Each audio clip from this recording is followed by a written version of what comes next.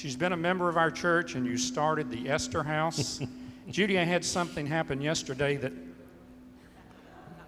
Oh, okay. So now Margie is a stage manager.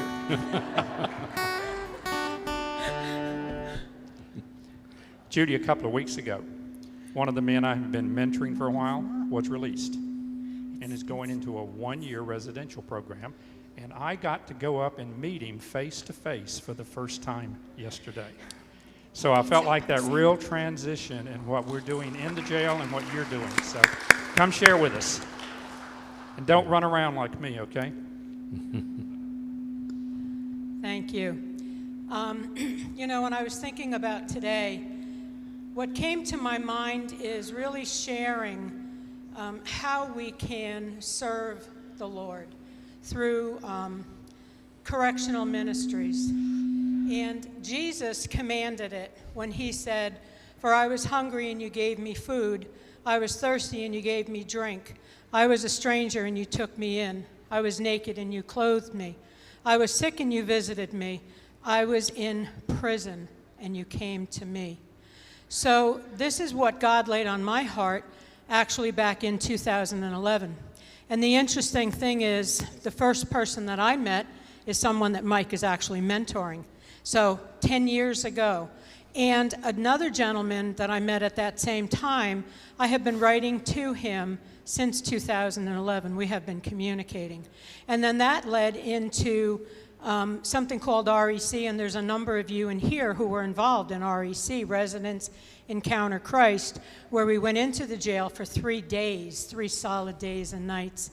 And then people from there also would then go into mentoring. And if you remember Miss Kay Van Mill, she started that in 2015, and I know Sandy and Margie and some Carol. other people. Carol, where's Carol? Yeah, Carol, we're all part of that, and we did that for 5 years. It was there that God laid on my heart that from there, they go back out to the people, places, and things that they've always done and known. And that's the breaking point right there. They cannot do that. They need the assistance on the outside to help them turn their lives around and allow God to transform them. And that's what led to the Esther House. And Pastor Steve and I did a table talk a couple weeks ago on the Esther House, so hopefully you've had a chance to see that. But it's really kind of taking everything full cycle, because then when they leave the jail or prison, like Mike's person is now going into a program for a year. And it sounds like a really long time, especially for somebody who has been away for a long time, but there's a difference between punishment and rehabilitation. And it's the transitional homes that help to rehabilitate the people when they come outside to be accepted back into the community and to help them navigate the way, to help them create a whole new community of people, starting right here with our church.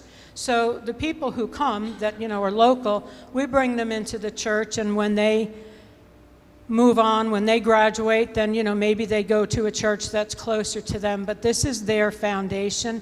You are their foundation. You are their community, the people that they can reach back out to on the outside. So the Esther House was a calling by God, but you see how he originally called me 10 years ago. And so maybe he's calling you. Maybe it's writing a letter. I still write to, I don't remember if it's 7 or 8 people that are in prison. The guy I started writing with in 2011 doesn't get out until 2028, but we communicate all the time. And you're changing people's lives. You're bringing Jesus to them. Of course, Jesus is in the jail or in the prison, but you're modeling that kind of behavior to them, which is life-changing for them. So whether it's on the phone, via the postal mail or JPay or whatever other email system that is available, or if it's inside the jail or inside a transitional home, God is calling us to visit those in prison. And it doesn't matter whether you're physically visiting with them, but you're a presence in their life. So I encourage all of you to ask God, what are you calling me to do? What do you have for me to do? Thank you.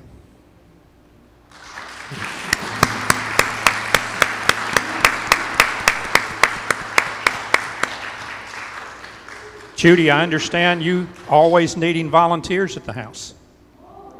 Okay, so people can connect with you after church.